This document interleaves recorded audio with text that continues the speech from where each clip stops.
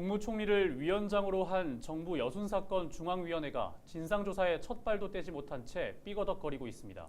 전체 15명으로 구성된 위원 가운데 2명이 거듭 문제를 제기해오다 최근 사임서를 제출했는데요.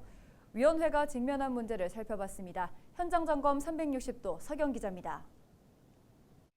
여순사건 중앙위원회에 사임서를 제출한 위원은 주철희 역사학자와 홍영기 순천대 교수. 이들은 위원회가 제 기능과 역할을 다하지 못해 수차례 문제를 제기했지만 받아들여지지 않아 사임서를 제출한 것으로 알려졌습니다. 이 위원회를 운영해서는 이 법에서 설정해 놓은 목표를 달성하기가 너무 어렵다는 겁니다. 이 파견직 공무원으로만 위원회를 운영하겠다는 것이 현재 정부의 입장이죠. 그렇다고 한다면 위원으로서 할 수 있는 일이 아무것도 없는데 이런 것들이 이루어지지 않았을 때 그 책임을 누가 질 것인가?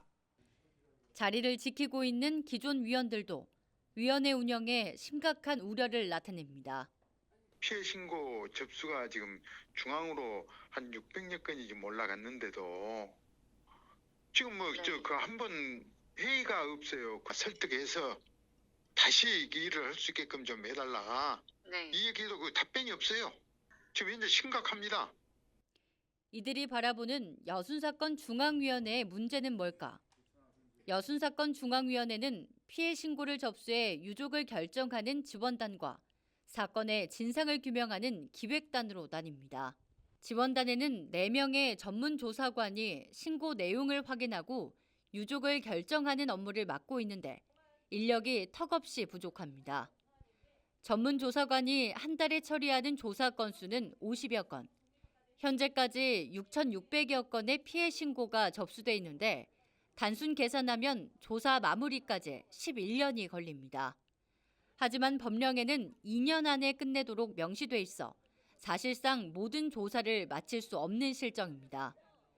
특별법상 피해 접수 90일 이내에 심사를 끝내야 한다고 명시돼 있지만 120일이 넘도록 심사는 늦춰지고 있습니다.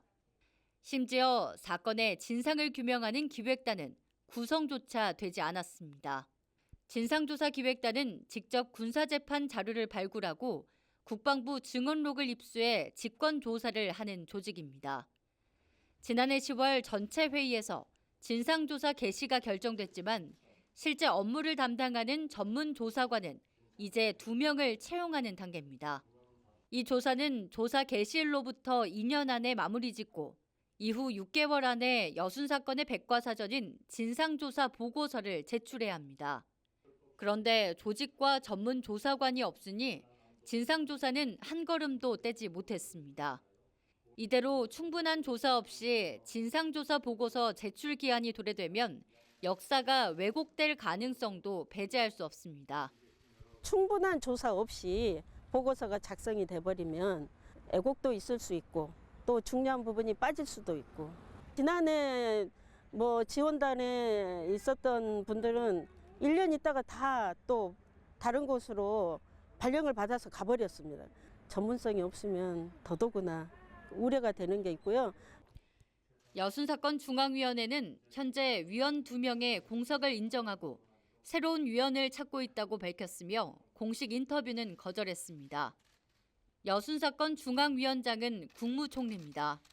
국정운영의 책임을 맡은 총리가 여순사건 위원회의 실무를 보는 건 불가능에 가깝습니다.